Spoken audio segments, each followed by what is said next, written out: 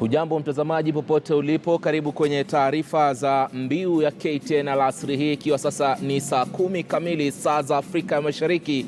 Hizi ndizo taarifa ambazo tumekuandalia kufikia alasiri ya leo. Mtazamaji, moja kwa moja kabla ya taarifa zetu, tuanze na vidokezo.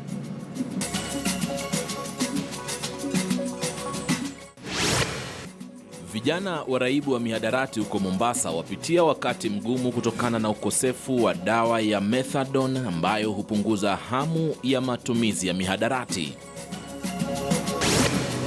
Chama cha madaktari nchini KMPDU chakaribisha agizo la Rais Uhuru Kenyatta kuwa madaktari walipwe mishahara ya siku 100 walizokuwa wamegoma. Na huko Pwani, Aisha Jumwa ambaye ni mwakilishi wa wanawake kaunti ya Kilifi aidhinishwa kuwania kiti cha ubunge mjini Malindi.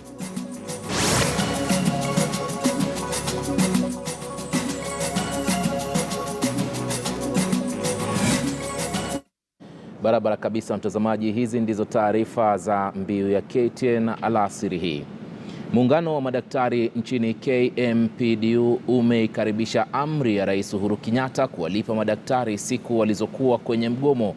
Wakizungumza kwenye ziara ya vituo vya matibabu katika kaunti ya Nyeri, mwenyekiti wa kitaifa wa KMPDU Samuel Oroko akiwa na katibu mkuu Daktari Ouma Oluga wameonyesha imani kuwa serikali za kaunti zitaitika wito huo wa rais. Hata hivyo, muungano wa KMPDU umetoa onyo kuwa hawatosita kugoma iwapo mishahara ya wanachama wao itaendelea kuzuiliwa na usimamizi wa kaunti mbalimbali. Honor to thank the president of this country for hearing the plea of doctors and ending this ceaseless tug of war and energy sapping by asking the governors to pay the doctors. We are grateful. Thank you very much. He's a leader that knows the way, goes the way, and shows the way. Thank you, Your Excellency. As a union, we have always pursued and will continue to pursue alternative means of engagement. We believe that this alternative means can be achieved through dialogue and reconciliation, so that we avoid service disruptions and also so that we create industrial harmony. We hope that everyone, the counties and all the employers of doctors in the public sector, there are a number of doctors who work in the public sector under different employers. We believe and hope that they will obey the directive, also so that we can create harmony. The truth is that no one wants disruption of health services because they are very costly to the country, they are very costly to wananchi. And we want to say we are very grateful again to the president. We alipeana directive through kazi tukatimu hiyo amri yake, na pia yeye akasema ya kwamba tusahau yale yalikuwa yamefanyika, kwa sababu watu wakiwa mgomo kuna yale mambo watu wanasema wakiwa pale kwa nje wanakuwa wamekasirikiana kidogo, lakini tusameheane. Na Wakenya pia mtuelewe, tulikuwa pale tukizungumzia kuhakikisha kwamba sekta ya afya inapata kunawiri katika hii nchi yetu na viunga vyake. Kwa hivyo ile mkataba wa makubaliano tulikuwa tumesema CBA, pale ndani kuna mambo mazuri ya manufaa zaidi kwa wananchi na wagonjwa kwa jumla. Na tulipokubaliana kusitisha hii mgomo, na tukasema ya kwamba tutatia kidole katika huo mkataba wa makubaliano.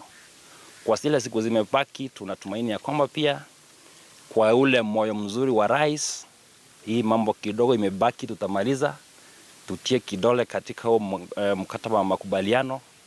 Halafu sasa adha wananchi na wagonjwa wapate manufaa. Rais Uhuru Kenyatta asubuhi ya leo alipokea kifimbo cha Malkia wa Uingereza ambacho hutumiwa katika mashindano ya riadha ya kupokezana. Kifimbo hicho kimefika nchini Kenya katika safari ambapo kitatembezwa ulimwengu mzima kwenye maandalizi ya mchezo ya Jumuiya ya Madola mwaka ujao. Kifimbo hicho kitatembezwa hadi katika afisi za serikali ya kaunti ya Nairobi, vilevile bunge na maeneo ya Rift Valley ambayo ndio ngome ya wanariadha hapa nchini Kenya. Kundi la watu 5 wanaotembeza kifimbo hicho waliingia nchini baada ya kuwa mjini Lagos kule nchini Nigeria kwa ziara ya siku 5. Fimbo ya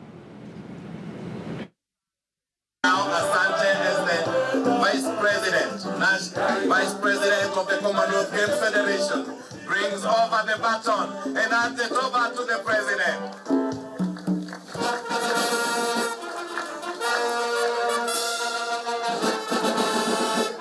Thank you. I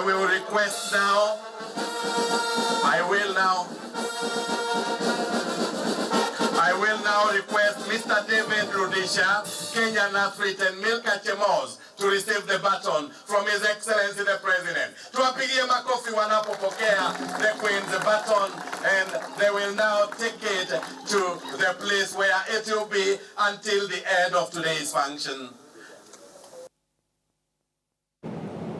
Baraza la jamii ya Akamba limepaza sauti yake na kuonyesha hisia za wazee hao kumuunga mkono kiongozi wa Wiper Kalonzo Musyoka ili kupeperusha bendera ya muungano wa NASA. Kwenye mkutano na wanahabari mapema hii leo mjini Machakos, mwenyekiti wa kitaifa wa baraza hilo Askofu Musili alisema kwamba ni wakati ama fursa imefika hivi sasa kwa Kalonzo kumuunga mkono ama baada ya Kalonzo kumuunga mkono Raila Odinga kwa muda sasa, na kwamba sasa ni wakati wa Raila Odinga kurudisha shukrani. We want to put this forth to our nation that we have our son, His Excellency, former Vice President Dr. Stephen Kalonzo Musyoka, in the NASA coalition.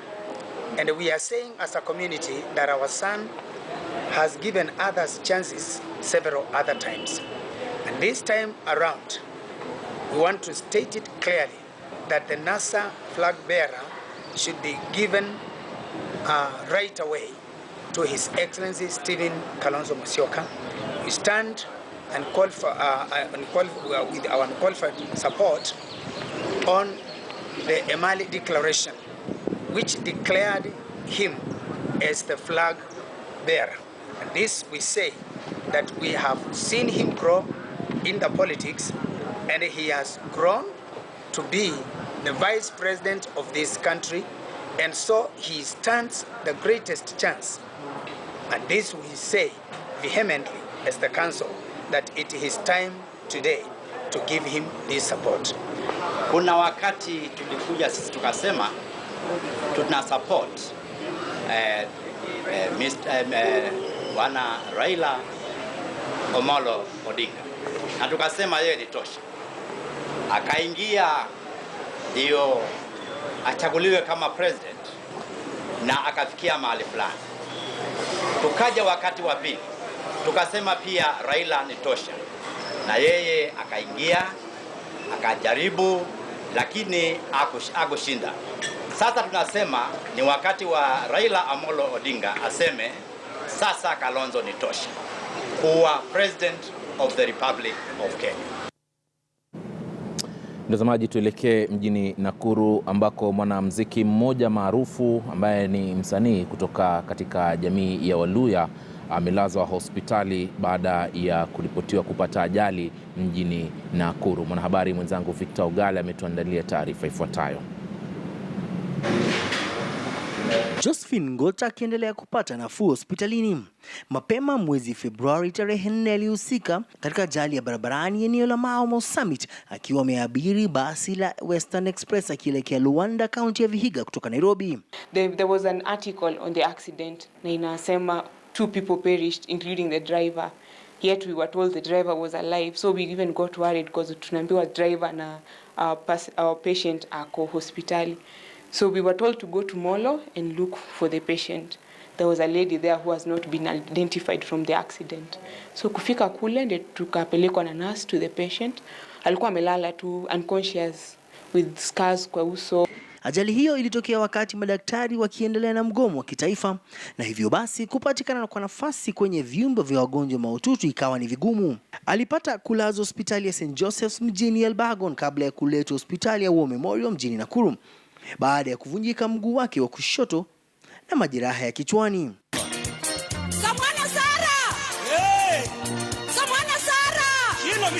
Kando na kuhusishwa kwenye kibao Omundu Mulosi, Ngota ni mwanamuziki wa nyimbo za dini za lugha ya Kiluya na ametunga nyimbo kama vile Ndatima,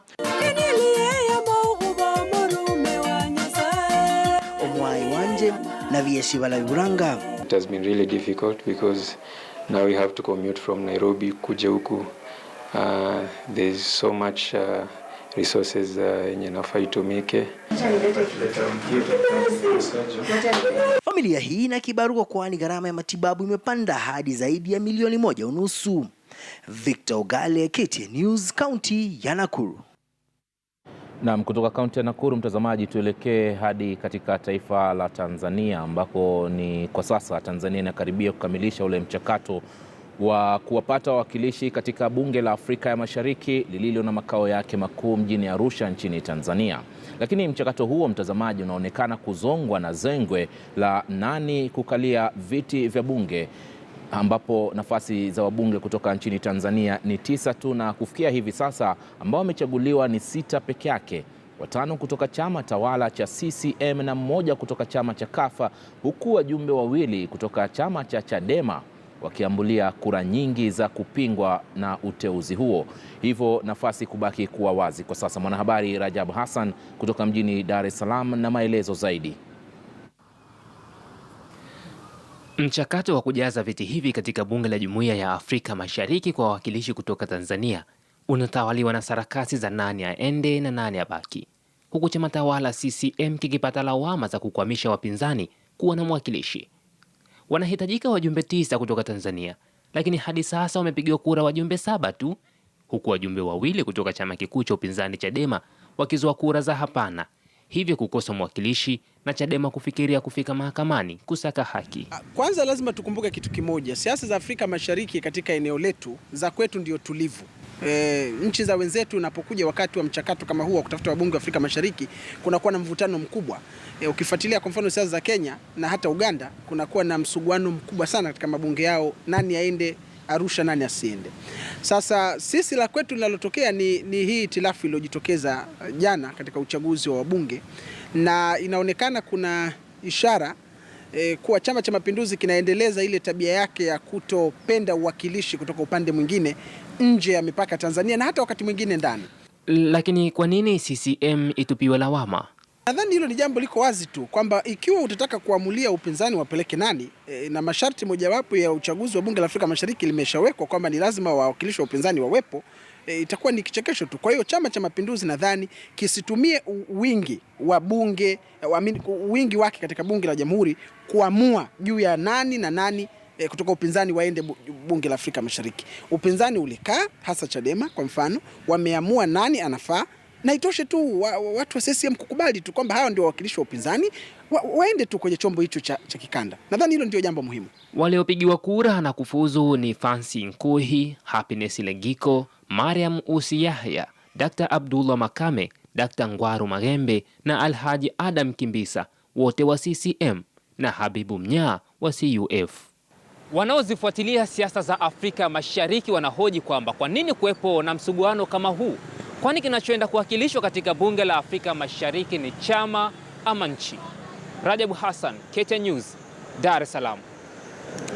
Naam, turejee kwenye siasa za humu nchini, na mbunge mwakilishi wa wawakilishi wa kike kaunti ya Nairobi Rachel Shebesha amefichua kwamba kwa wakati mmoja alikuwa amejiondoa kwenye kinyang'anyiro cha kutetea nafasi yake.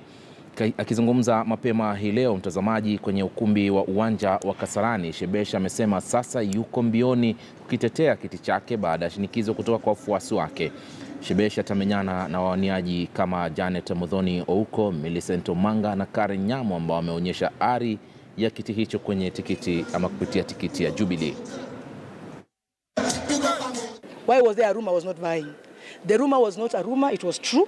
It was because Uhuru had told us to try and come up with a lineup in Nairobi ambayo itatoa kidero. So I was the first person who is loyal to Uhuru who said, take mine. If you need to mobilize with mine, take it. Which I expected everybody to do.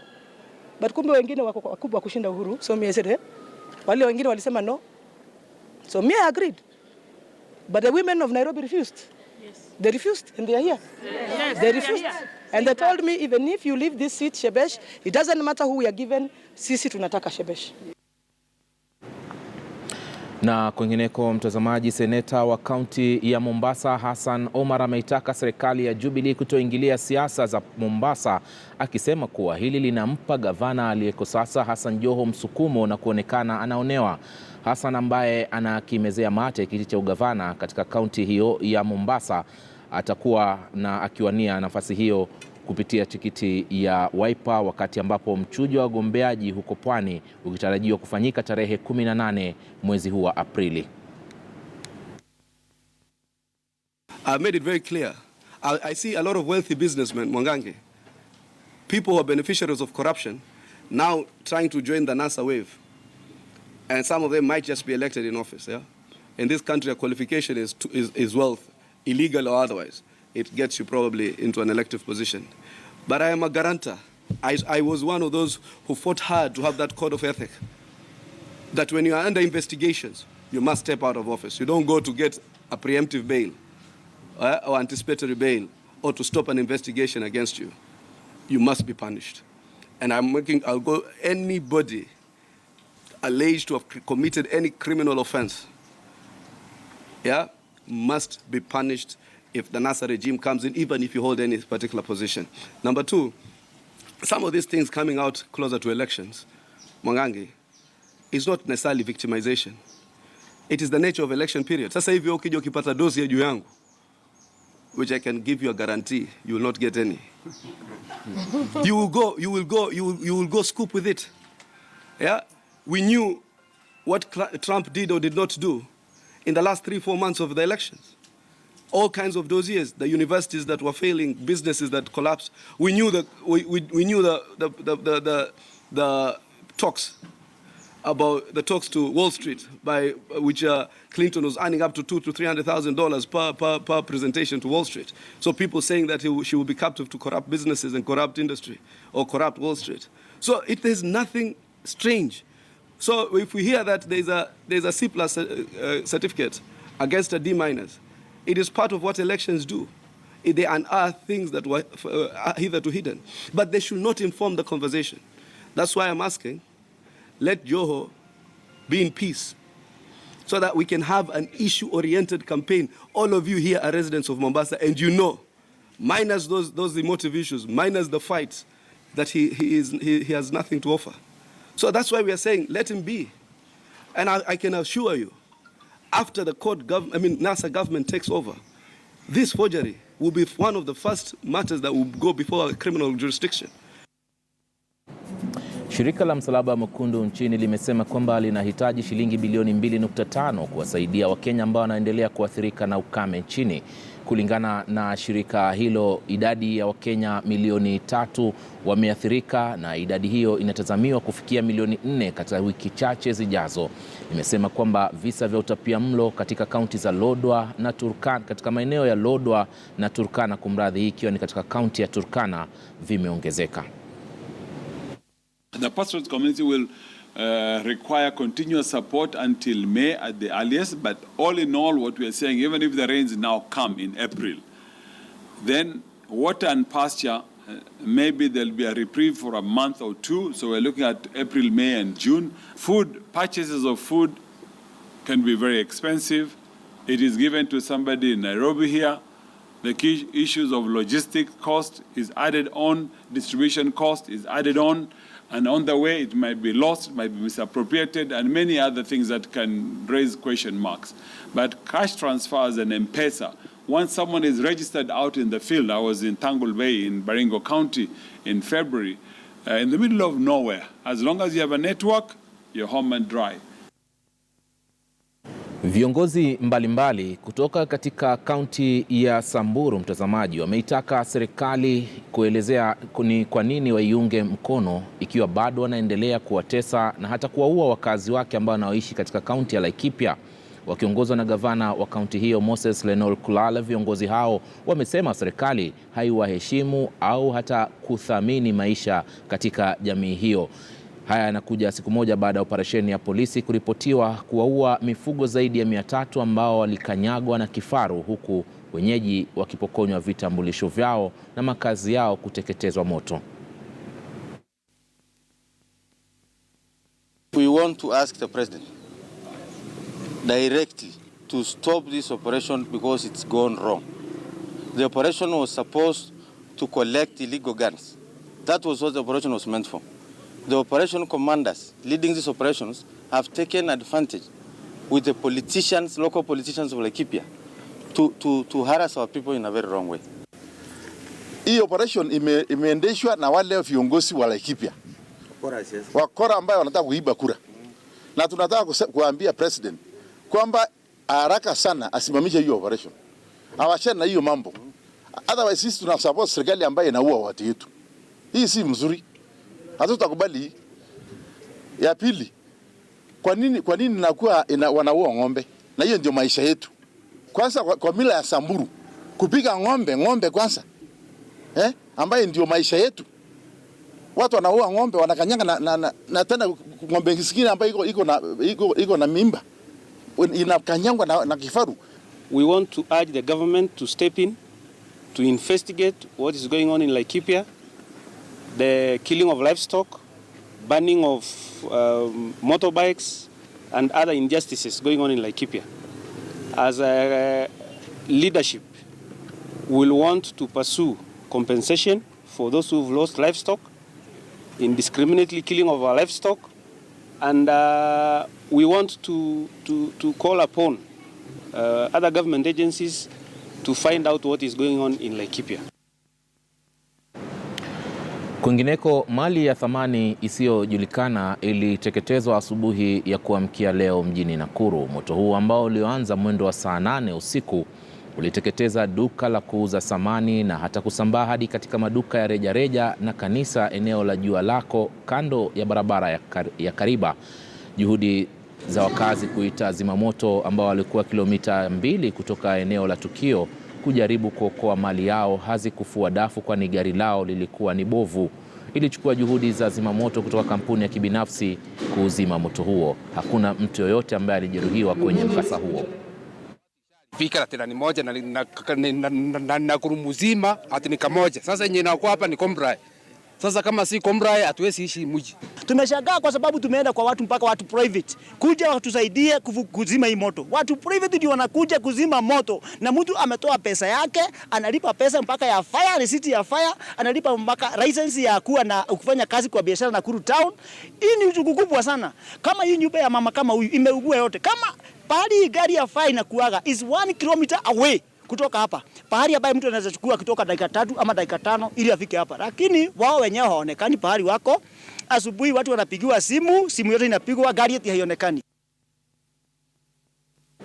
Na kutoka kaunti ya Nakuru, mtazamaji, tuelekee kaunti ya Kilifi ambako mwakilishi wa wanawake katika kaunti hiyo Aisha Jumwa hapo jana aliungwa mkono na wanawake kutoka jamii ya Wagiriama kuwania kiti cha ubunge cha Malindi kwa tiketi ya chama cha ODM. Wanawake hao kupitia muungano wa wanawake wa Wagiriama wanasema kuwa Aisha Jumwa anafaa kuwania kiti hicho na wameapa kumuunga mkono kikamilifu, hasa katika kura ya mchujo ambazo zinatarajiwa wiki hii. Wanasema kuwa Jumwa ana uwezo wa kubadili si tu maisha ya wanawake bali wakazi wa Malindi kwa ujumla. Jumwa amehakikishia mbunge wa sasa Willy Mtengo kwamba atamwangusha.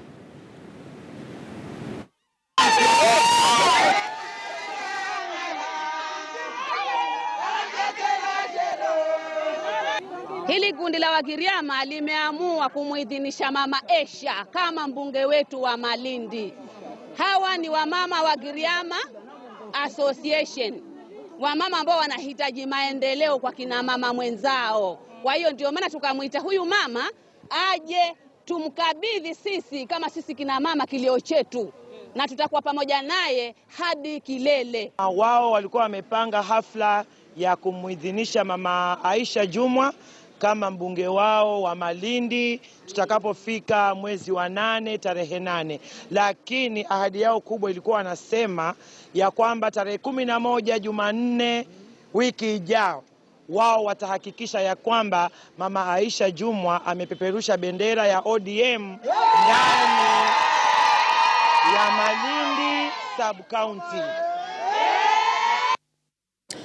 Kwingineko, gavana wa kaunti ya Narok Samuel Ole Tunai amevihimiza vyombo vya usalama kuchukua hatua kali dhidi ya watakaochochea vurugu wakati wa uchaguzi.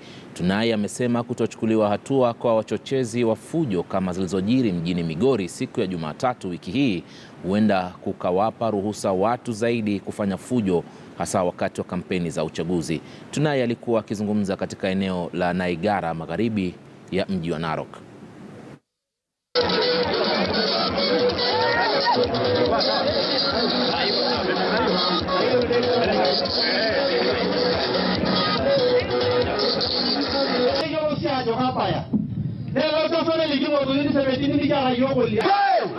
Wapi nguvu ya watu ambao wanataka mbaya kwa Mungu? Shangilia kabisa. Yangu eti hakikisha kirangwamuni Maana kujadili. let NASA wash their own house. Watawaweke their house in order. We know what happened in Migori. You know the perpetrators of that violence. These people keep on pointing fingers at Jubilee. Why are those government agencies not taking action against leaders wa opposition parties ambaye hao ndio wanaleta vurugu? Kwani wanaogopa kushika hawa? Mimi nataka kusema kama ni Raila ndiye ana incite watu, hata yeye ashikwe. Kwani wanaogopa kushika yeye? Tayari nimepata boma 10, nitakuwa na hama kwa hii boma, naingia hii ingine, naingia hiyo ingine, mpaka tarehe 21 tukienda kupiga kura. Lakini ile kitu ninaamini, mimi ninaamini wenye kura ni nyinyi, wenye hiyo tikiti ya Jubilee ni nyinyi, na mtaenda kujiandikia tarehe 21. Na mtazamaji, licha ya jitihada ambazo zimewekwa tangu kufufuliwa kwa Jumuiya ya Afrika ya Mashariki, baadhi ya raia wa mataifa wanachama bado hawaaminiani. Kama alivyobaini mwanahabari Zubeda Kome, baadhi ya raia hasa wa taifa la Tanzania hawaamini wa Kenya. Suala la ardhi likiwa ni mojawapo ya sababu ambazo zinazoleta kutoaminiana huku. Pata kionjo cha sehemu ya 3 na ya mwisho ya makala maalum ya fukuto la utangamano ambayo tutakuletea mwendo wa saa 1 kwenye taarifa zetu za KTN News. Siku hizi inajitenga na Kenya. Je, madai haya ni ya kweli? Ushahidi wake ni nini? Nipe ushahidi wake tu. Nini kinachowafanya Wakenya waamini hivi? Tanzania naweza kukuambia wako kwenye attention sana. Wanyakuaji wa Kenya ardhi, wakiweka ardhi yao wazi tutainyakua. Mwananchi wa kawaida hana title ya ardhi. Ardhi yote ni ya serikali. Lakini Kenya kila mmoja ana ardhi yake. Hatuna mashindano kati yetu. Tumekuwa tunazungumza sana na Rais Uhuru mara nyingi kwenye simu. Ninaiona Tanzania ikiendelea kubaki nyuma na pengine mataifa mengine kama Rwanda, Kenya yataendelea kung'ara. We must go beyond the petty jealousies. Umoja wetu ni nguzo yetu, idumu jumuiya yetu.